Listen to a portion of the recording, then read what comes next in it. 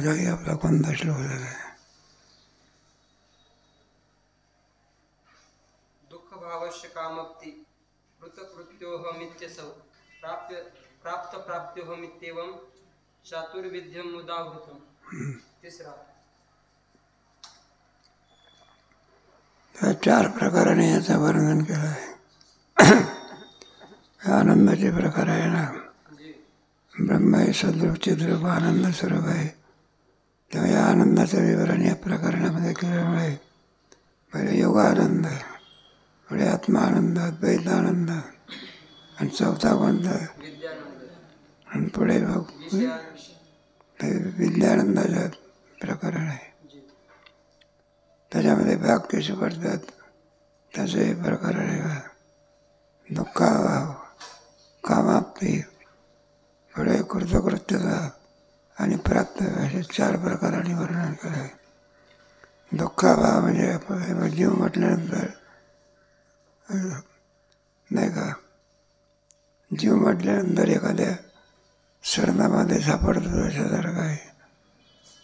त्याला दुःखाचा काय झाला पाहिजे, दुःखानिवृत्ती आनंदाची प्राप्ती फक्त एकाच शरीरामध्ये आहे, आणि म्हणजे मनुष्य शरीर. आणि त्या मनुष्य शरीरामध्ये ज्या काही अवस्था आहे त्याच्यामध्ये मोक्ष अवस्था आहे, सायुज्यता मोक्ष. मग सायुज्यता मोक्षामध्ये काय आहे, जीवाला ब्रह्मरूपात असल्यामुळे कोणत्याही प्रकारे काय नाही दुःखाचा अभाव. म्हणजे सूर्याच्या ठिकाणी अंधाराचा काय थोडा तरी कधी गोष्ट सांगतात ना, ते सूर्याचं पोट दुखायला लागलं होतं बा. राजवैद्य ते काही कोणताच उपाय जमेना. राजवैद्याने सांगितलं, म्हटलं तुमचा एकच उपाय आहे, औषध करायचं त्याला अंधकार पाहिजे. काय पाहिजे तर सूर्य म्हणायला लागला, अंधकार म्हणजे काय, त्याला काय माहिती आहे. सूर्याच्या ठिकाणी अंधकाराचा कोणता अभाव आहे का. तर म्हटलं अंधार म्हणजे काय. म्हणजे राजवैद्याने सांगितलं, म्हटलं हे बा, तुम्ही मुंबईला जाता रे, घाट लागतात, आमच्या घाटामध्ये भरपूर काय त्याच्यातून थोडा घेऊन या. सूर्य अंधारा लागे परी त्याची भागे. सूर्य त्या घाटामध्ये आणखी अंधकार शोधायला लागला, मग अंधकार सापडेल का. सूर्याच्या ठिकाणी अंधकाराचा कोणता अभाव आहे, तसं आत्मस्वरूपाच्या ठिकाणी दुःखाचा कोणता अभाव आहे. मग नसून दुःख लागलं कसं नाही, तर मग जीवाच्या पाठीमागे. आणि त्या सगळ्यामध्ये जास्त दुःख म्हणजे पुनरपि जननम पुनरपि मरणम, पुन्हा जन्माला जायचं आणि पुन्हा 9 मास कष्टला सिंधाव्याचे येताची मान तुझी मान. गर्भवासाचं दुःख कोणतं प्रथम केला काय ते सांगा. बाळपण गेले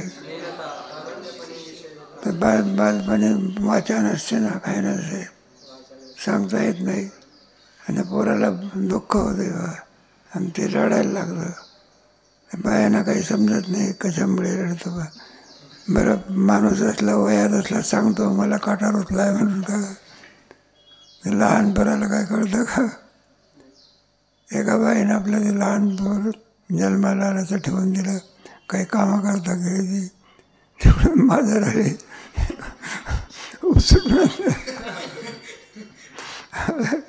बाळ काय झालं, बाळ काय झालं. त्याच्यामुळे ती माझ्यावर घाबरली, टाकून दिलं. त्या मुलाला काही कळतंय का, याला कोणतं दुःख म्हणायचं. बालपणा गेले असं आहे. आणि तरुणपणी मग विषयाची हे सगळं लावायचं. आणि मग म्हातारपणी प्रवर्तली आणि मरे मागवता. मागोता पुन्हा जन्म संपले येर झालं का, या जन्मातून त्या जन्मात, त्या जन्मातून. म्हणजे दुःख अधिक आहे का सुख अधिक आहे? सुख पाहता आणि दुःख कोणता पर्वत? त्यावेळी फिरायला गेला म्हणजे टेकडी लागते ते काय, हिमालय दुःख पर्वता. माझ्या दुःखाची निवृत्ती करण्याचा देह कोणता आहे? फक्त एक मनुष्य. बाकीचे जे देह आहेत ते भोगात्मक देह आहे.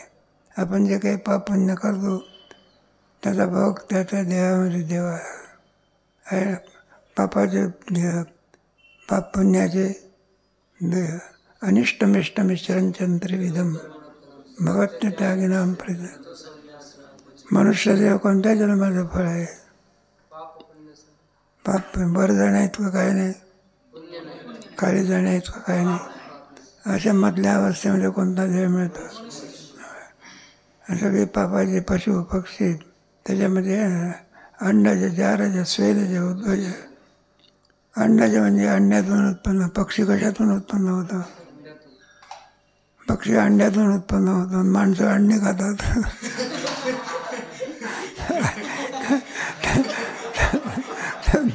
त्या अंड्यातलं फिर म्हणते माणसं म्हणजे राक्षसच आहे का नाही? जाऊ द्यावे. मग नाही का काही गाण्यातून उत्पन्न होणार आहे, काही जमिनीतून उत्पन्न. झाडे बिडे कोणते आहे? उद्भिज येऊन यायचं आणि ती गाण्यातून उत्पन्न होणार आहे. हे सगळे घराणाच म्हणत असतात. पशु पक्षी वगैरे आदी करून भोगात्मक देह आहे. त्यांच्या देहामध्ये पुण्य होतं आणि काय होत नाही. तिथं बसलेला पुण्य ज्ञान पापाचं त्याला विहित कर्म नाही. कर्म मग फक्त मनुष्य देहात आहे. कर्माचा अधिकारी कोण आहे? विहित कर्म, निषिद्ध कर्म वगैरे. पशुपक्षाला काही नियम आहे का? त्याला काही आहे का? त्याला फक्त पाप पुण्यात्मक फलं काय करायचे? त्याच्यातही पाप पुण्य मानावं लागतं का? नाही काय बाहेर फिरणारे कुत्री हे कुत्रीच आहे की? आणि आता श्रीमंताचं आहे सुद्धा काय असं असं आहे ना. तो कोणत्या कशाला तोंड लावतो का तो? मग तो फुलके टाकले तरी तोंड लावत नाही बा. कोणाचा कुत्रा? त्याला तूप लावावं लागतं तरी सुद्धा तोंड लावत नाही. मालकाने पाठवून काय पेर लागलं तेवढं. कशाचं भलं आहे? काय पण त्याला बोलता येते का? अरे का काठीनं आणलं तर हे मारू नका असं म्हणता येते का? मग कशाचं फल आहे? पाप. सगळे योनी सगळ्या कशाचे आहे? एक मनुष्य देह खेरीज करून वरचे मात्र पुण्यात्मक देह आहे. खाली ब्रह्मेशाना परत आहे. 15व्या अध्यायामध्ये याचा बराचसा विचार केला. त्याला सत्वगुणाची फांदी असं म्हणतात. रजगुणाची फांदी मनुष्य देह. तमगुणाची फांदी आहे सेवती तरु तरुण लो लोष्टानी हे कालच्या आहे. आणि ब्रह्मेशाना परत वाढणे नाही. ही वाणी कशाची? सत्वगुणाची. सत्यम रजोत्तम इथे गुणा प्रकृती संभवा निबद्धन्ते महाभाव देह देही नमोव्ययम. म्हणजे सगळी फलं असतात. तात्पर्य कशा कोणत्याही देहामध्ये जा. दुःख आहे पाचवीला काय आहे? हे भोगात्मक दुःख नसेल. श्रीमंतीचं दुःख गरीब कोणाला आहे? श्रीमंताला आहे का? गरिबीचं दुःख कोणाला नाही आहे का नाही? मग कोणाला आहे? गरीबाला आहे. हे ठरलेलं असते. तात्पर्य कशाकरता सांगितलं एकंदरीत? तेव्हा दुःखाचा पण जन्ममरणाचं दुःख हे मात्र कोणाला आहे? तो ही पुनरावृत्तीची माप. एवढा मोठा ब्रह्मदेव करा पुण्याईच्या द्वाराने ब्रह्मपदाला प्राप्त झाला. पण तोही 14 इंद्र गेल्यानंतर ब्रह्मदेव सुद्धा राहत नाही. जन्ममरणाचं दुःख इथून तो तहत कोणताही आणखी देह असू द्या. जन्म आणि मरण काय करे ठरलेलं आहे. म्हणजे जन्माचं दुःख नाही पुढे आणि मध्यंतरी भोगात्मक दुःख आहे. या दुःखाचा अभाव करण्याचा देह कोणता आहे? फक्त एक ऐका, खंदी देणं करान होणे, गाढव कुत्रा वगैरे. ते देह तक्रार केली ना म्हणाल का माणसाला चांगले देह दिले आणि आम्हाला असे का देह दिले? म्हणलं तुम्हाला चांगला देह दिलेला होता पण तुम्हाला त्याचा उपयोग करता आला नाही, पाप करत बसले, आडवे चालले. कोणता देह दिला? परमेश्वराच्या ठिकाणी त्याचा कोणत्याही प्रकारे नाही. ज्याचं जसं कर्म असेल त्याप्रमाणे फल देणे काय, ज्याचं जसं बीज असेल तशीच त्याला काय येतात, फळं येत असतात. येड्या बाबड्याला कुठे आंबे लागत असते? बीजच काय आहे? बीज काय आहे? कडुलिंबाला कुठं गोड फळं येत असतं? माझी बीज असं तात्पर्य कसं करतात? तेव्हा हे जन्माचे आणखी सांगितले ते कोणत्या प्रकारे या दुःखाचा सगळा अभाव होणार त्याच्याकरता विद्यानंद आहे. कोणता? जरा दुःखाभाव. दुःख पे कैसे नाही, भक्तिमुक्ती झाल्या त्याचे परमात्मापासून सुखी राहील. त्यांना कोणतंही दुःख आला कुठून त्याच्याकरता हे सगळं आहे देवा त्याच्यामध्ये नाही ना. दुःखाभाव आजकाल गेलं तर आपलं 4 प्रकार आहे त्याच्यामध्ये. एक दुःखाभाव, कामाप्ती, कृतकृत्यता आणि प्राप्तव्यता. हे आपण घेतलं तर ना प्राप्तप्राप्तेयम चतुर्विध बहुधावर्तम.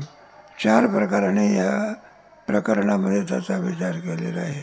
आता हे दुःख येतं कशावरून? नसून नसताना देखील दुःखाचा अभाव आपल्याला प्राप्त होतो. त्याच्याकरता पुढचा श्लोक आहे. या दुःखाची निवृत्ती कुठे सांगितलेली आहे? तर तुमच्या 11व्या प्रकरणामध्ये सांगितले आहे. त्याचा इथे थोडा उहापोह या ठिकाणी करतात. ऐकमश्मिकम चैतन्य ऐकमश्मिकम चैत्यम दुःखम विदारितम निवृत्तीमेव कैस्या प्रधारण्य वचा. ऐक दुःख आणि कामोष्मी दुःख. ऐक दुःख म्हणजे नाही का या मृत्यूलोकामधलं दुःख, आणि आमस्मिक दुःख म्हणजे तिथेही सुद्धा मरण चुकलेलं आहे का? मग अमृत काय करते? मरण चुकवते का आयुष्य वाढवते? आयुष्य वाढत आहे. ते परीक्षेच्या बाबतीमध्ये आहे ना. पण परीक्षेचं दुःख निवृत्त करण्याकरता मरणाचं दुःख निवृत्त स्वर्गाहून अमर लोक आले. आणि ते म्हणायला लागले, म्हणले बा शुकाचार्याला सांगितलं, म्हणलं आम्ही याचं दुःख काय करतो? अमृत घेऊन आले. ते काय घेऊन आले? हे अमृत जर घेतलं परीक्षितीनं, राजा परीक्षिती काय अमर होईल. मग त्या कोणाला विचारलं परीक्षितीला, म्हणलं हे असं असं आहे, जरी साप चावला तरी तो मरणार नाही, अमर होशील. म्हणलं हे अमृत आणलेलं आहे. राजा परीक्षितीला विचारलं. परीक्षिती राजाने सांगितलं, म्हटलं अमृत जरी दिलं, काय दिलं ते मरण चुकू शकत नाही, फक्त लांबणीवर टाकते. काय टाकते? काही औषधा घेतला म्हणजे काय होते? आज मरण येणार तर ते 2-4 वर्षांनी येणार. चुकते का? मग स्वर्गातला अमृत अमर करू शकत. आणि तुमच्या ज्ञानाच्या मुखातून येणारं जे अमृत आहे तन्मुखा अमृत भोजनम. तुमच्या मुखामधून जे काही ज्ञानामृत आहे ते मात्र जन्ममरण काय करते? म्हणून या अमृताला निषेध केला. म्हणलं घेऊन जा तुमचं वर्णन पुढे. भागवत सर्वात श्रेष्ठ कोणतं अमृत आहे? ज्ञानामृतेन तृप्तेन. म्हणून असे 2 प्रकारे त्याच्याची ऐकायची केलेली आहे. त्याची निवृत्ती झाली पाहिजे. एक पारलौकिक दुःख, एक ऐक दुःख, असे 2 प्रकारचे प्रकार याच्यामध्ये केलेले आहे. निवृत्तीचे दिस्य बृहदारण्य वचा. बृहदारण्य उपरांतामध्ये या दोघांची निवृत्ती काय केलेली आहे? ऐक दुःख आहे नाही. पारलौकिक दुःख म्हणजे मी पुण्य का केलं नाही? काय केलं? पापच का केलं? हे दुःख कोणतं आहे? आणि त्या दुःखाचं फळ काय करावं लागेल? भोगावं लागेल. आणि तेही दुःख काय झालं पाहिजे, संपलं पाहिजे. काय कर याला पारलौकिक दुःख म्हणतात. आणि अमोष्मिक दुःख म्हणजे इथे जे काही आपल्याला अन्यायाच्या उपाधीच्या द्वारा जो काही त्रास होतो त्याला कोणतं दुःख म्हणायचं. त्याच्यात 3 प्रकार लावायचे, आध्यात्मिक, आधी, भौतिक आणि आधी. माहिती होऊन राहतो विचार सागरामध्ये. आता काय दुसऱ्या वर्षाची शेवटी थोडे जायचे. आता 4थ्या वर्षाची शेवटी आत का कीर्तनकार आहात. आता शेवटीपणा थोडासा आला काही. पुन्हा साहेब विद्येचा अभ्यास म्हटलं वयावर जाऊ नये, बघा योग्यतेवर जाऊ नये. आणि हा जन्मापर्यंत काय करावा, मोठी माणसं अभ्यासामध्ये कोणत्याही प्रकारे उणीव पडू देत. मग हे 2 प्रकारचं दुःख आहे. त्याची निवृत्ती कशी होत असते. बृहदारण्यकवचा म्हणे एक उपनिषद आहे त्याच्यामध्ये शकेन कट प्रश्न मोडणे मालोक्य ऐतिर्य तैतिर्य छांदोग्य आणि बृहदारण्य सर्वांमध्ये मोठं उपनिषद आहे. बाकी तुमचं ईशावास्यबद्दल 20 श्लोकाचं उपनिषद आहे. 12वा अध्याय किती श्लोकाचा आहे विचारला. आणि 15वा म्हणजे त्यात 12व्यामध्ये भक्ती योग आणि 15व्यामध्ये ज्ञान योग. दिसायला श्लोक किती आहे, मग सगळं अध्यात्म भरलेलं आहे. 12व्या पायमध्ये सगळी काय भरलेली आहे. एक देशाम समुद्धर्ता मृत्यू समुद्र त्याची लक्षणं. त्याप्रमाणे ईशावास्य उपनिषदम ईशावास्य जगत सर्वम यत्किंच जगत ते जगत. एक परमात्माच आहे, परमात्म्याशिवाय दुसरं काही नाही असं सांगणारं जे उपनिषद आहे त्याला म्हणायचं कठोर उपनिषद. उपनिषद म्हणजे जे देवाच्या जवळ नेऊन बसवते त्याला काय म्हणायचं. उप म्हणजे जवळ नेणे, शिष्य म्हणजे उपरी. दशोपनिषदे जे उदार त्यांना ज्ञानयोग असं म्हणत असतात. मग ते दुर्दैव असं आहे की आपल्या संस्थेमध्ये शिकवलं जात नाही. शिकवलं गेलं पाहिजे. काय गेलं आता ते आवश्यकता आहे ना त्याची. नाही श्लोक म्हटला तरी कीर्तन करता येतं आणि श्लोक म्हटला तरी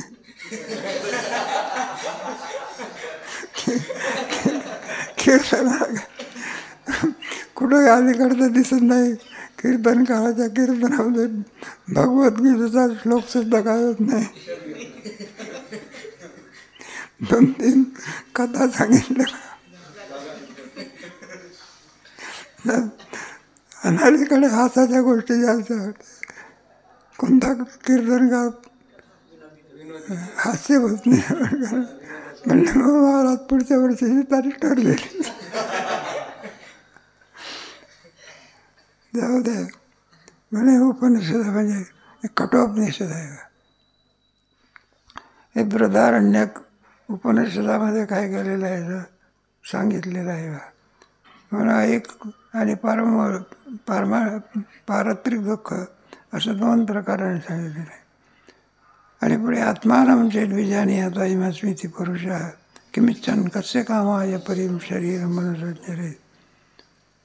आत्मानं चेत बीजानी आता इमास्मिती पुरुष 7व्या प्रकरणामध्ये हा सगळा विषय होऊन गेला. एका श्लोकामध्ये विद्यारण्याने 250-300 ओव्या खर्ची घातल्या म्हणजे तृप्तिदीपामध्ये. त्याचा विषय कोणता. आत्मानं चेत अयमस्मिती पुरुष. आपल्याला आपल्या स्वरूपाची ओळख जर झाली किमिच्छन कृतकृत्यस्य त्याला कशा म्हणजे कामक्रोध लोभ निमाली ठाईची नवघे आहे काय. तेव्हा आनंदाचे आवारू मांडू असं आहे. तुमच्या तृप्तिदीपामध्ये 1ल्या श्लोकामध्ये असं सांग आत्मानंचे पण हे परिस्थिती परमोच्च स्थिती केव्हा प्राप्त होत असते. उगीच होत असते का. मग काय म्हणतात आत्माराम आत्मी. देहबुद्धी जाऊन कोणती बुद्धी यावी लागते. ब्रह्म आत्मबुद्धी. 4 भागाच्या ठिकाणी कोणती बुद्धी आहे. देहबुद्धी आहे. देह खंडाना काय काय आणि त्यातनं आत्मा जिवंत राहतो का मरतो. देह कुठे जिवंत राहत. मरण दे मुक्ती. मरण झालं तेच काय आहे, हे कोणाचं तत्वज्ञान आहे, चार वाघाचं आहे ना. आणि आपल्या ह्याच्यामध्ये जीवबुद्धी,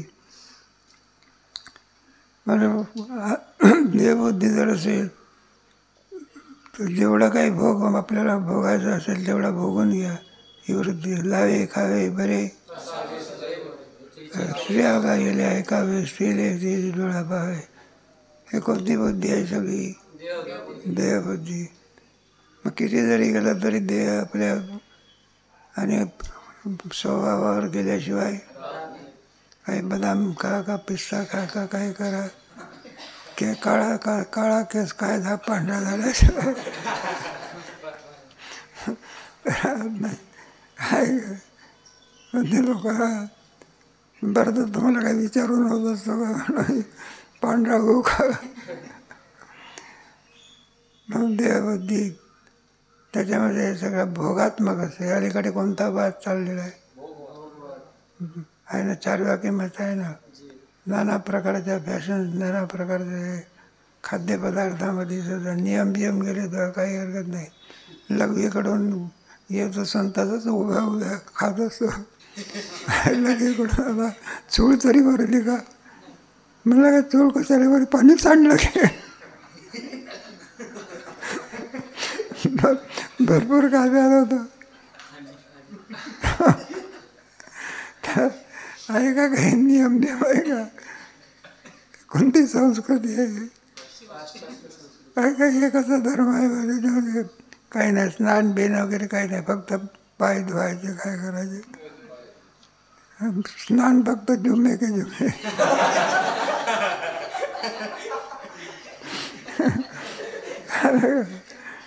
त्या कसं वाटत असेल कोणाचं जावे त्याच्या भाऊचा तेव्हा करे.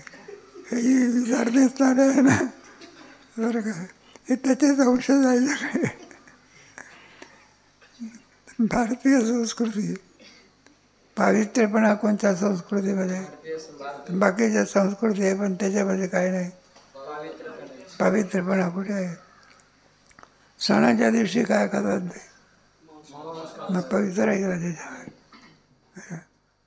जाऊ दे आपली. आपण भारतीय संस्कृतीमध्ये आलो, हिंदू धर्मात आलो, काहीतरी पुण्याई असली त्या पंथामध्ये आपण चाललो नाही. चांगला मार्ग मिळाला आपल्याला. आपले मागची पुण्याई काय असली पाहिजे, ती कशा करता? आत्मान आपल्या स्वरूपाची ओळख झाल्यानंतर किमिच्छन्गस्य काम आहे शरीर मनुष्याचे. किमिच्छन म्हणजे ज्याची आपण इच्छा करत असतो तो पदार्थ असावा लागत असतो. एकदा त्याचं मिथ्यात्व कळालं म्हणजे वृत्ती जात असते का? आपण कोण्या मंगल कार्यालयामध्ये गेलो, ते नाना प्रकारचं डेकोरेशन असते, तिथं फुलं बिलं कुंड्यान बिंड्यान, त्याच्यामध्ये नाना प्रकारची फुलं असतात. माणसाला ती फुलं पाहिल्यानंतर सुगंध घ्यावा वाटतो. काय घ्यावा? आणि एकदा सुगंध गेल्यानंतर हात लावला फुलाला तर कागदच जातो. आता कोणती बुद्धी गेली? मग कोणती बुद्धी आली? वेदांत शास्त्रामध्ये जगत सत्य आहे का मिथ्या आहे? मग मिथ्यात्व एकदा कळलं की मिथ्या पदार्थाची इच्छा करीत असतात. एकदा त्याचं मिथ्यात्व कळालं की सत्यत्व बुद्धी काय झाली? संपली. दोरीवरचा साप आहे, कुठपर्यंत सत्यबुद्धी आहे? दोरीचं ज्ञान होत नाही. आणि एकदा दोरीचं ज्ञान झालं म्हणजे सत्यत्व बुद्धी काय झाली? आपण गोष्ट सांगतो ना, म्हातारीला साप जर चावला जाईल नुसतं डोळ्यानेच पाहिला, काय केलं तरी म्हातारीला झेंडूला मारायला आणि का ठेवणं लागलं तर म्हातारी संपली गेलं तर अपवाद येईल. म्हणजे आजीला सांगते, आजी काय झालं? ते काही म्हणत नाही, साप चावला हे म्हणत नाही, काहीच म्हणत. मग जो म्हातारीने साप पाहिला होता तो सत्य मानून बसली होती. काय मानून बसली? मग त्या पोराईनं काय केलं, दुसरा औषध दिलं का त्याचा, तो साप जो होता तो कशाचा होता? तो चिंध्याचा, कापडाचा. म्हातारीला काय केला तो साप दाखवला. तिला वाटलं पुन्हा चावतो का कोणाच माहिती. आणि त्याचं ऑपरेशन केल्यानंतर कळून चुकलं माधुरीला काय चुकलं, सगळी काय आहे, कागद आहे. मग त्याची खऱ्या सर्पाची मिथ्यात्व बुद्धी काय झाली, नाही सत्यत्व बुद्धी संपली. आणि कोणती बुद्धी निर्माण झाली, मिथ्यात्व कळल्याबरोबर म्हातारी टुणकन उडी मारली. वेदांत शास्त्रामध्ये जगत सत्य आहे का मिथ्या आहे म्हणजे कोणाला कळतं, तत्ववेद आहे का. विषय ओढी बोलले नाता कोणाकडे नपजे नारायणी वा. केवळ विषयामध्ये दंग असणारे पामर आणि विषय लोक कशात दंग आहे. त्याला विचारलं काहीतरी भक्ती केली पाहिजे, ज्ञान मिळवलं पाहिजे, म्हणजे काय गरज आहे आम्हाला त्याची, ते तुम्ही जात बसा आपली चक्र मारत बसा. आमचं काय श्रीमंती आहे भरपूर, काय आमदार आहो खासदार आहो की काय, सगळी मनासारखी काय, लोकांमध्ये आमच्याला काय, आम्हाला कशाची गरज आहे, आम्हाला मक्तीची गरज आहे. पण पुढचं साहेब ऐकत नाही का, सरळ येतं या आणि पचतील खाली आहे काय, तुमचं जर काय मग पचतील खाणी, मग नाही का. मी कशा करता सांगितलं तुम्हाला, मग मनुष्य यामध्ये श्रेष्ठत्व कशाला आहे, भक्तीला आहे. भक्तिवीन पशु अगा पृथ्वीवर एक पाषाण, निंब निंबोळ्या मोडवणी आला, तैसा भक्तीहीन वाढेल. माझी आहे भक्ती वीण. कधी ज्ञानेश्वर महाराज रागवत नाही, कधी रागवतात का, पण रागवले माझी आहे भक्ती वीण.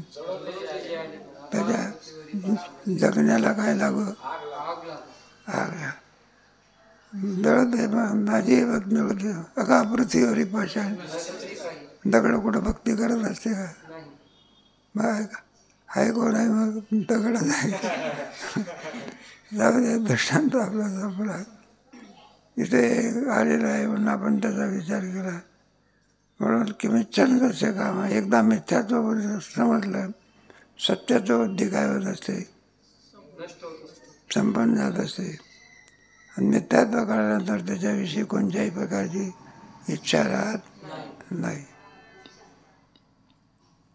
त्या परमात्म्याचे दोन प्रकार केले आहे, जीवात्मा परमात्मा इच्छा द्विधा एरिता आणि चित्तादात्म्य त्रिवीर्देवे जीवा सन भोक्तृता म्हणजे जीवात्मा परमात्मा चेतात्मा द्विविध.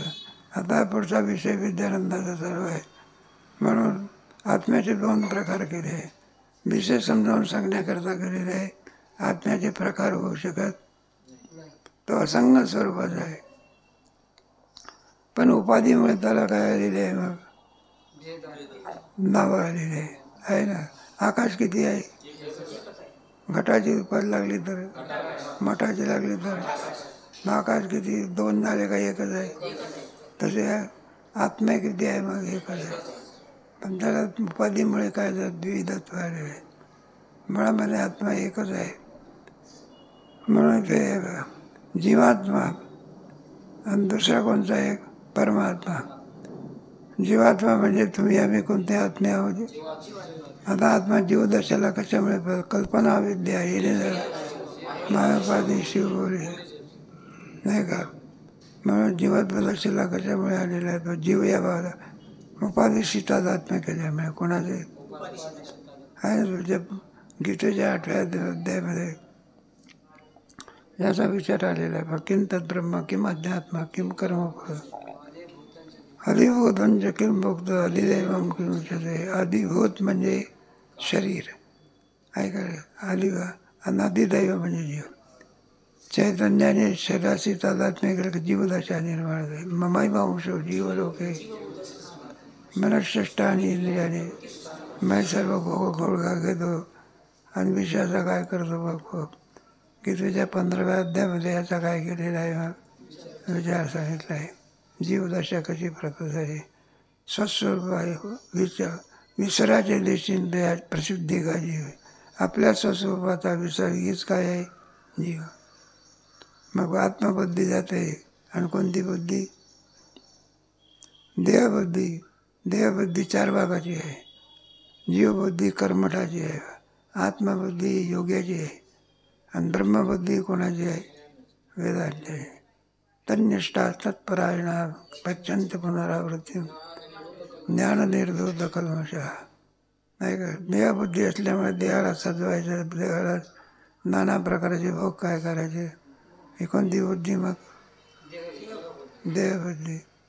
हे सगळं बरं आहे. एकाने सांगितलं आपल्याला ऐकून नुसतं याच्यामध्ये, तर नट्या काय करत असतात, तोंडाला काहीतरी हे लावतात ना, काही आवश्यकता नाही त्याची, पण लावतात. हे कोणाचं पाहून वागतात? ते सिनेमातल्या लोकांनी जर माणसाने जर होठ चांगले दिसले पाहिजे म्हणून काय लावला? रंग लावला. कसा लावला? मग यज्ञाचा आचरते. माणसंही सुद्धा काय लावते. तो वाद यायचा अजून आल्याशिवाय. भारतीय संस्कृती कोणती? हे तुमची रानटी संस्कृती म्हणतात. पातिव्रत्य पण नाही, कोणचं पण नाही. पातिव्रत्य पण नाही. करारी लग्नाचं आहे. 5 वर्षापर्यंत तुमचा माझा पती पत्नीचा संबंध. 5 वर्ष संपल्यानंतर तुमचा आमचा काही संबंध राहिलेला आहे. कोणती संस्कृती? आणि आपल्या याच्यात कोणती संस्कृती आहे? काय ते विधी असतो ना, त्या विधीमध्ये लग्नामध्ये मी कोणत्याही स्थितीमध्ये हिला सोडणार, आणि ती सांगते मी कोणत्याही परिस्थितीमध्ये याला काय करणार नाही. मी कोणती संस्कृती? आणि पातिव्रत्य पण कोणत्या संस्कृतीमध्ये? आणि बाकी सगळे रानटे वेश्या संस्कृती. वेश्याला कुठं पातिव्रता बनवलं? जाऊ द्या. आपण भारतीय संस्कृतीमध्ये आलो हे आपलं काय आहे? भाग्य आहे ना. जगतामध्ये हिंदू धर्म इतका श्रेष्ठ धर्म कोणताही, पण त्याचा आपल्याला काय पडलेलं आहे? विवेकानंदाने कोणत्या ह्याच्यावर जय मिळवला आहे का? जाऊ दे, आपला विचार कर. आणि म्हणून त्याचे 2 प्रकार केले, एक जीवात्मा आणि परमात्मा. परमात्मा म्हणजे काय म्हणायचं तसं आहे तुम्हाला नाही का? ज्या अर्थी जगत दिसते त्या अर्थी जगत निर्माण करणारा, त्याचं पोषण करणारा, त्याचं लय करणारा एक कुणीतरी चेतन शक्ती असली, आणि तिलाच ईश्वर म्हणा. ईशान शक्ती कोणती? आकाशे सर्वत्र वायुदेव ऐसा जो समर्थन तो मी जगाचा, याला परमार्थ. आणि परमात्मा अनेक आहे का एक आहे? आणि जीव अनेक आहे का अनंत आहे? त्याच्यात काही नाही. अंडाच्या, जाराच्या, स्वेदाच्या, उद्भिजा, जलचर, खेचर वगैरे. समुद्रामध्ये किती प्राणी आहे? ते लंकेला जायचं होतं ना, आणि मग ते समुद्राच्या पलीकडे जायचं.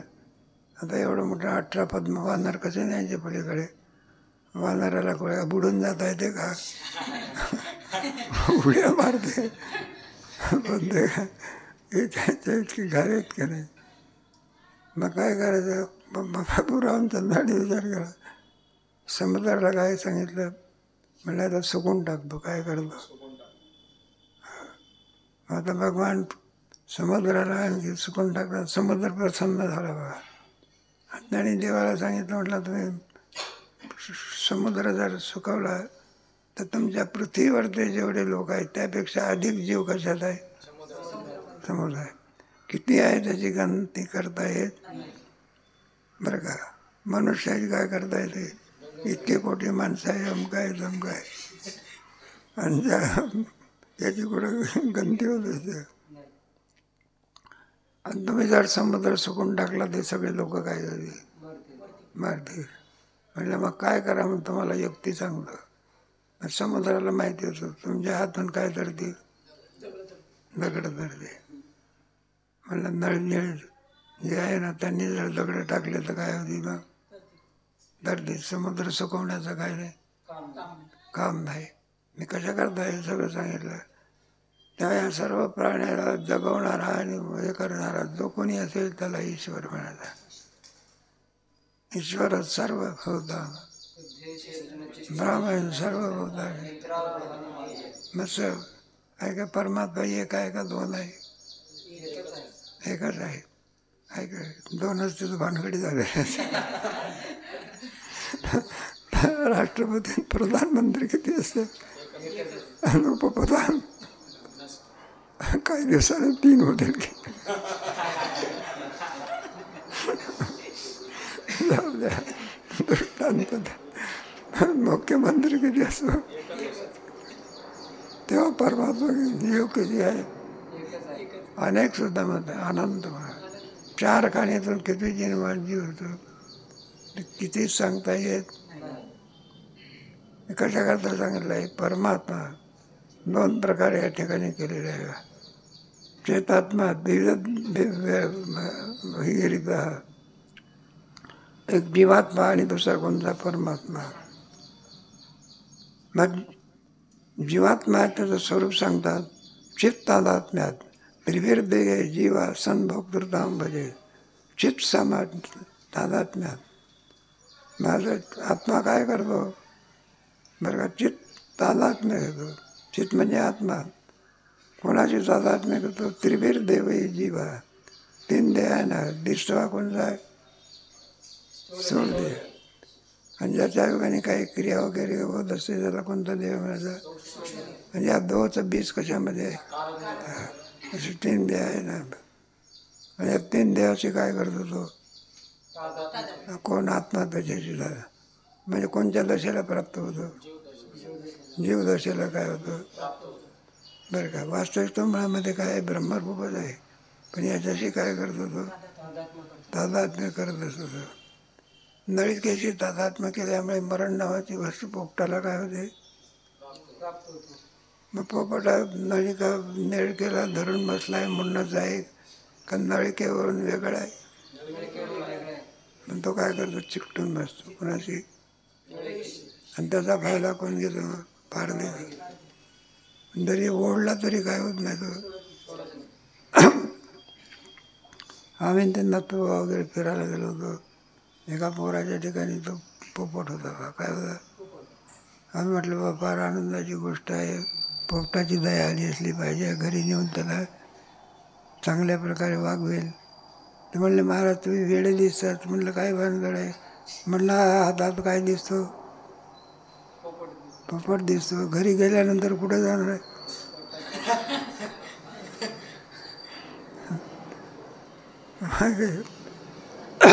फसवणूक कोणामुळे झाली.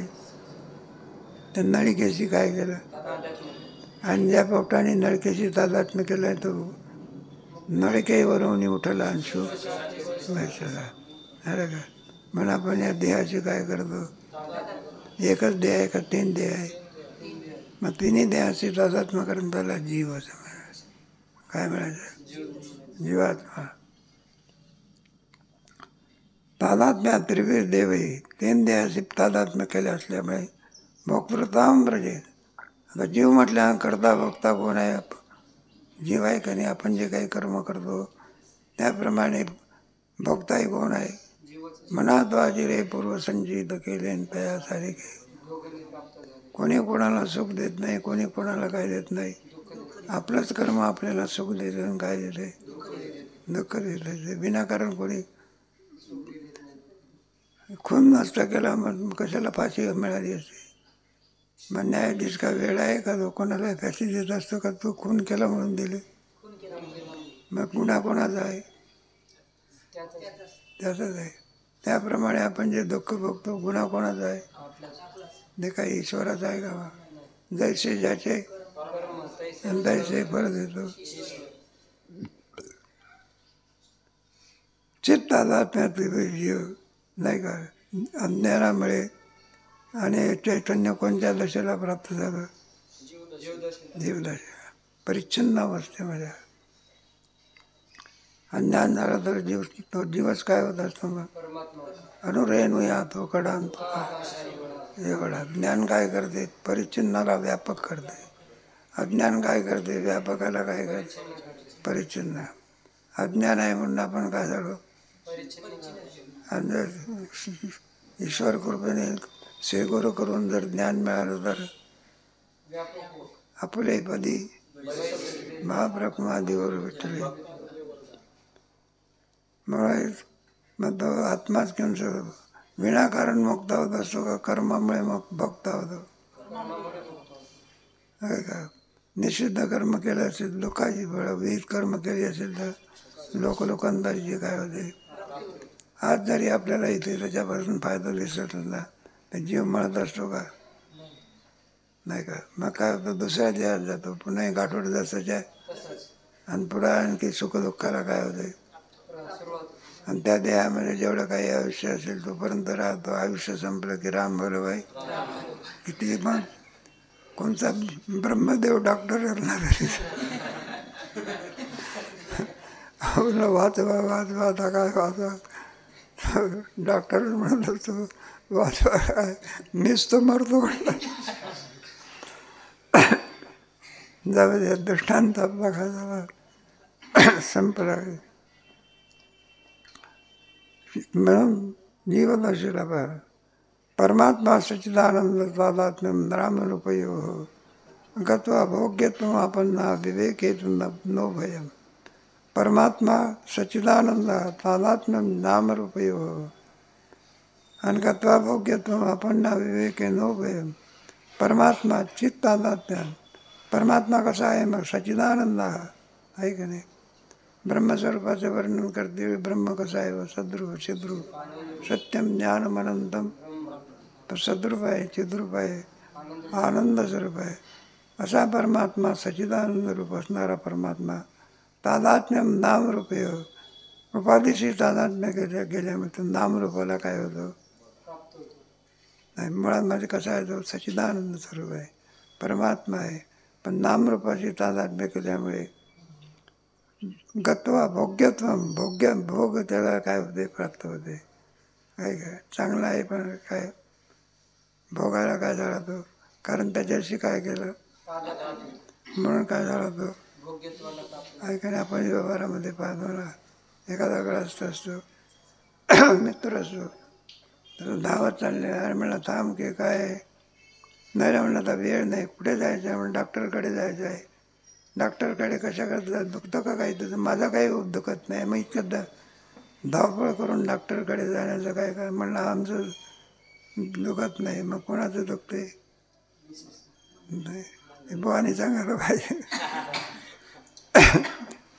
म्हणा प्रधानमंत्र्याचं दुखतं की काय करे? दुखते कोणाचं? मिसेसचं. औषधी कोणाचं? कशामुळे? तादात. काय घेतलं? मग ते दुःख कोणा करायला लागते? आपल्याला येत असे.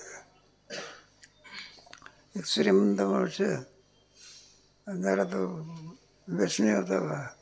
साधा व्यसनी नव्हता तो, मग घोड्याचा व्यसनी होता. मग कोणत्याही कामाला जायचं तर कुठे जायचं? पुढे वाहनं नव्हती, काय असायचे? टांग्याचा घोडा काय तुमचं व्हायचं. पुढे एक चांगल्यापैकी घोडा विकत आणला बा 5-7 लाख रुपयाचा. आपला बसला होता. तर चेहरा काय झाला? मालकाचा चेहरा उतरला. तरच त्या माणसाने विचारलं, म्हटलं का हो तुमचा चेहरा उतरलेला दिसतो, काही आहे का? काही आजार बिजार आहे का तुम्हाला? म्हटलं मला काही आजार नाही. मग उतरलेला चेहरा का दिसतो? म्हटलं आम्ही घोडी विकत आणली ना. मग ते घोडं काय पडलं? खूप आजारी कोण पडलं आणि चेहरा कोणाचा उतर? पुढे प्रसन्न चेहरा दिसला. का म्हणला आज तर चेहरा प्रसन्न दिसतो? मला कशामुळे? म्हणलं आमचं घोडं आजारी होतं, दाना पाणी खायला लागलं, दुरुस्त झालं.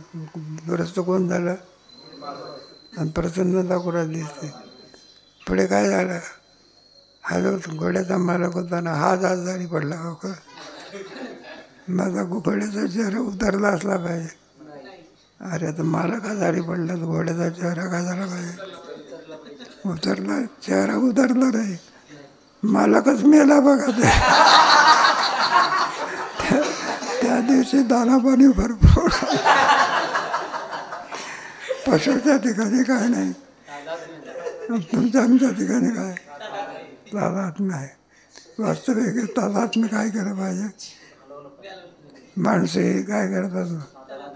अहमचा विचार करत नाही, उलट मम वाढवल्याशिवाय राहत नाही. ते दुःखाला काय होते मग? सहज इथे दृष्टांत आलेला आहे तेव्हा त्याच्यामुळे. म्हणून भोग्यत्व काय जातं? भोग झाला. आणि आपण ना वास्तविक परमात्मा स्वरूपाच्या ठिकाणी कोणत्याही प्रकारे भोग नाही. तिथे काय विवेक केलं, आत्मा करताही नाही म्हणून काही नाही. तो भोगता कोण होत असतो? जो करता होत असतो. आहे का? न्यायाधीश आणखी शिक्षा देत असतो. कोणाला देत असतो? का गुन्हा केला त्याला? आहे काय? मग मनुष्य आणखी भोगता का होत असतो? नाही का? अगोदर करता होतो. काय होतं? आणि नंतर काय होत असतं? शुभ कर्म कराल तर शुभ फल मिळते, अशुभ कर्म कराल तर आहे काय? हे सगळं कशावर अवलंबून असते? नाही नाही, हे करता भोगता हे आभासाचे धर्म आहे. कोणा अंतःकरणाचे धर्म आहे.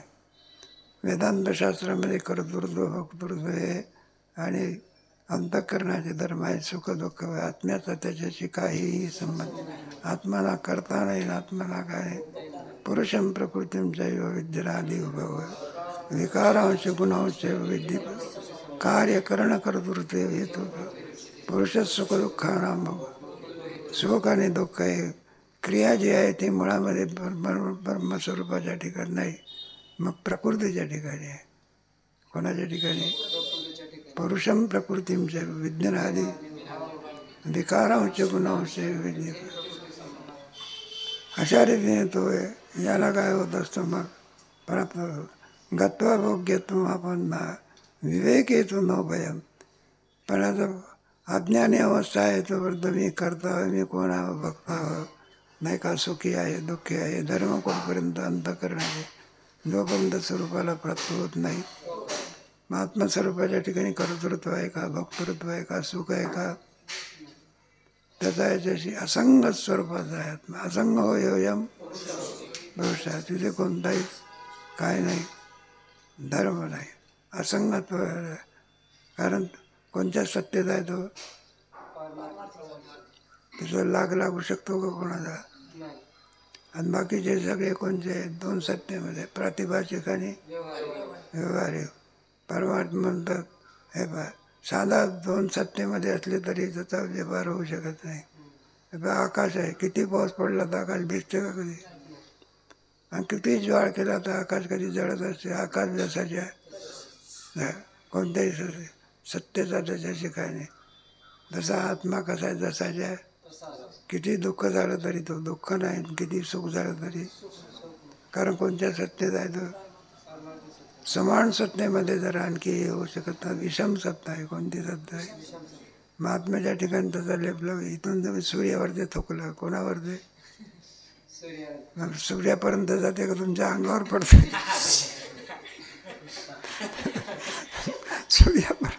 सूर्य जसा तिला काय महात्म्याला कोणताच माळ काय होत नाही. जय जय देव निज जन अखिल मंगल जन्म जरा जलजा. तिथं कोणत्या काही अविद्येचा कोणा माळ लागत असतो का? म्हणून जोपर्यंत विवेक होत नाही तोपर्यंत म्हणून आत्मस्वरूपाच्या ठिकाणी कोणत्याही प्रकारे काय नाही. भोक्तृत्वही नाही, भोगही नाही. आत्मा भोगताही नाही, आत्मा काय नाही, भोग्यही नाही. मग आता एकदा भोगता या स्वरूपाला प्राप्त झाल्यानंतर मग तो भोग्याकरता काय करतो? हे स्वस्वरूपाला विसरला म्हणजे मनुष्य खालच्या दशेला प्राप्त होतो. कोणत्या? मग आपण सुखाकरता कोणाकडे धाव घेतो? विषया. स्वस्वरूपाला काय झाला? म्हणून कोणाची कोणत्या अवस्थेला प्राप्त झाला? खालच्या अवस्थेला. त्याप्रमाणे आत्मस्वरूप आहे याला झाल्यानंतर बरं का. त्याच्या पाठीमागे भोक्तृत्वाम म्हणजे आपलं खालचं नोभयम आहे ना, विवेक हेतू नोभयम. जोपर्यंत विवेक होत नाही, वेदांतशास्त्रामध्ये नाही आलं का आत्मा करता भोगता आहे का? नाही. करता भोगता कोण आहे? अंधकार. त्याचप्रमाणे नामरूपयोग विवेक आत्मस्वरूपाच्या ठिकाणी कोणत्याही प्रकारे कर्तृत्व नाही आणि काही नाही. मग हे कोणामुळे आलेलं आहे? उपाधीमुळे. आत्म्याने 3 देहाशी तादात्म्य केल्यामुळे त्याला भोक्तृत्व हे काय आलं. आणि परमात्म्याने नामरूपाशी अधिष्ठान असलेला परमात्मा नामरूपाशी तादात्म्य केल्यामुळे तो भोग्य झाला. मग आत्मा काय झाला? भोक्ता झाला. आणि परमात्मा काय झाला? मग भोक्ता काय करत असो? भोग्याची इच्छा करत असतो. कशाची इच्छा करतो? आणि भोग्याची इच्छा करीत असल्यामुळे सहजासहजी भोग मिळत असतात का त्याच्याकरता प्रयत्न करावे लागतात. संतप्त होतो. काय होतो? गरीब मनुष्य श्रीमंत होण्याकरता सामान्य होतो, संतप्त करतो. किती जरी प्रयत्न केले तरी आपण श्रीमंत होऊ शकत नाही. कोणता मार्ग आहे श्रीमंत? वाम मार्ग आहे. मग पाकिट मारायचं कोणाला? कारण कशाची इच्छा आहे? काय काय 20-25 हजारावरती कुठं श्रीमंत होता येते का? मग वाम मार्ग. कोणता मार्ग? मग संतप्त होतो. काय होतं? एकाएकी कोणाला विषय प्राप्त होत असतात, न मिळाल्यामुळे संतप्त होतो. एकाएकी मिळत असतात का विषय, त्यालाही प्रारब्ध लागतं. काय लागतं? नाही का? विना प्रारब्धाशिवाय संसारातलं गणित सुरू शकत. तर मी पाहिलं ना, ते साखरे महाराज असायचे, लग्नात घरात चांगली गोष्ट. प्रवचन सुटलं, एक जोडपं तसंच बसलं, एक म्हातारी आणि म्हातारा. ते दादा महाराजाला विचारलं, बाय काहीतरी प्रश्न विचारत असतील वेदांतातले, आत्मा कसं आहे काय. ते विचारायला लागले. म्हणले दादा असंच आहे, 3-4 पोरं आहे आम्हाला. 3 पोराला काय माझ्या चढे बाचडे चकडे वगैरे कोणाला आहे. आणि एक आहे त्याला अजून काय नाही शिल्लक. म्हणलं अजून त्याला वेळ होऊन गेला पण काही नाही, मुलगा नाही. ते दादा महाराज साखरे ते म्हणायला लागले. म्हणले होय बा तुमच्या मुलाला लग्न. म्हणलं माझं लग्न होऊन 60 वर्ष झाले. किती? अजून मला सुद्धा लग्न नाही, मला सुद्धा काय नाही. मग प्रारब्धात संसारात काय पाहिजे? प्रारब्ध. मूल नाही कोणाला, मुलाला, आणि दुःख कोणाला आहे बाबाला. हे भानगड असते. आणि ते असंच गिराईक फार येते बघा. काय कोणता मुलगा चांगला कसा निघेल, त्याला चांगलं शिकवलं पाहिजे असं विचारणारी येत नाही. मग आमच्या मुलाला काय होत नाही, मग काय करावं. हे असाच वर्ग काय असतो, जास्त असतो. मुलगा चांगला झाला पाहिजे, नाही का, सुशिक्षित झाला पाहिजे, वारकरी शिक्षण संस्थेत टाकला पाहिजे. जाऊ द्या. मग संतप्त होत असतो. काय होतं? नाही काय, भोग्यताला प्राप्त न मिळाल्यामुळे काय होतं, तो संतप्त होतो. ते बाजूला घेतलेलं आहे. गत्वा भोग्यत्व आपण तो भोग्य या स्वरूपाला परमात्मा प्राप्त होतो. आणि विवेक केल्यानंतर नोभयम परमात्मा स्वरूपाच्या ठिकाणी भोगही नाही आणि भोगतोही सुद्धा नाही. असंग स्वरूपाचा परमात्मा आहे. का असंग स्वरूपाचा? इतरांच्या सत्ता ह्या भिन्न असतात आणि आत्म्याची सत्ता ही पारमार्थिक असल्यामुळे पारमार्थिक सत्तेमध्ये कशाचाही लेप लागू शकत नाही. 7 उत्तम अर्थम विवरण होती. तोच अर्थ काय करता येते की सांगतात. भोग्यम इच्छन भोक्तृत्वे शरीरमनुसंजरेत ज्वरात्री शरीरेषु स्थितान आत्मस्वात्मनो जरा. भोग्यम इच्छन भोक्तृत्वे शरीरमनुसंजरेत. भोगता काय करत असतो? भोग्य करता प्रयत्न करतो. आपण नाही का विषय ओढी बोलले. आपण कोण आहो? भोगता. विषय कोण आहे? भोग्य आहे ना. विषय कोण झालं? भोगता, भोग्य आणि ज्ञाता, ज्ञान, ध्येय, कर्ता, कर्म, दृश्य, द्रष्टा, दर्शन याच्याशिवाय व्यवहार होऊ शकत नाही. नाही का भाऊ? जेवणाच वाढलं नाही तर भोगता कोणाचा? कारण भोगता होण्याकरता काय पाहिजे? भोग्य पाहिजे ना. भोग्यच नाही तर भोग्यम इच्छम भोक्तृ. म्हणून भोक्तृ भोग्यम इच्छन. भोक्त्याच्या करता भोग्याची इच्छन करणारा शरीर म्हणून संजरी. शरीराने काय होतं? तो संतप्त होतो. इच्छा केली की त्या इच्छेप्रमाणे पदार्थ एकाएकी मिळत असतात का प्रारब्ध प्राप्त मिळतात? आणि प्रारब्धच नसेल तर एखाद्याचं प्रारब्ध असेल तर काय पाहिजे? नारळाची करणी. घरी 5-10 एकर जमीन असते, 25 लाख रुपये गुंठा, बरं का. पुन्हा आणखी काय म्हणलं, एकटाच नारळ असतो. तिकडे काय आहे? मामालाही मुलगा नसतो, काय नसतो. त्याची इस्टेट कोणाला? एका नावाचं राहावं. नाही तर एखादा धंदा करायला जातो तर 5 लाख रुपये धंद्यामध्ये टाकतो, 3 लाख रुपये मिळाले. संसारामध्ये कोणतं गणित लावावं लागतं?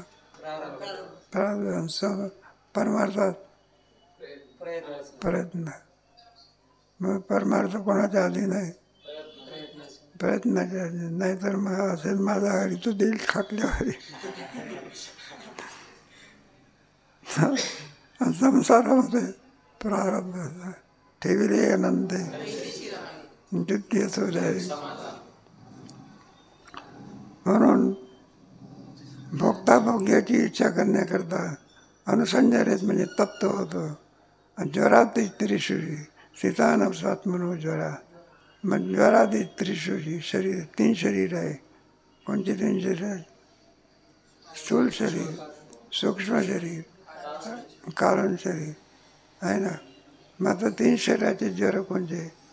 ज्वरात त्रिशु शरीरेषु 3 शरीराचे काय आहे? ज्वर म्हटल्यानंतर ज्याच्यापासून दुःख प्राप्त होत असेल त्याला काय म्हणतात? ज्वर असं म्हणतात. आणि स्थितानच आत्मा. पण त्याच्यामध्ये आत्मा जो आहे अधिष्ठान आत्मा, त्या अधिष्ठान आत्म्याचा त्याच्याशी काहीही संबंध.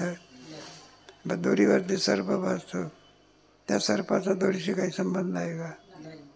सगळा संबंध तुमच्या कल्पनेशी आहे, नाही का. दोरी कुठे विष झालेली आहे का? का विष झाली नाही? मुळामध्ये खरोखरच सर्प आहे का तुमच्या कल्पनेत आहे? आणि खराच सर्प जात असतो का कल्पनेतला जात असतो? खरा सर्प असेल किती दोरी दाखवली, दोरी दाखवल्याने कुठं खरा सर्प जात असतो? ज्या अर्थी दोरीच्या ध्यानाने सर्पाची निवृत्ती होते त्या अर्थी सर्प कसा असला पाहिजे? खोटा असला पाहिजे. तसा या ज्वराचा आत्मस्वरूपाशी काही संबंध. मग किम स्वरूप आहे? परमार्थ अवस्थेत आहे.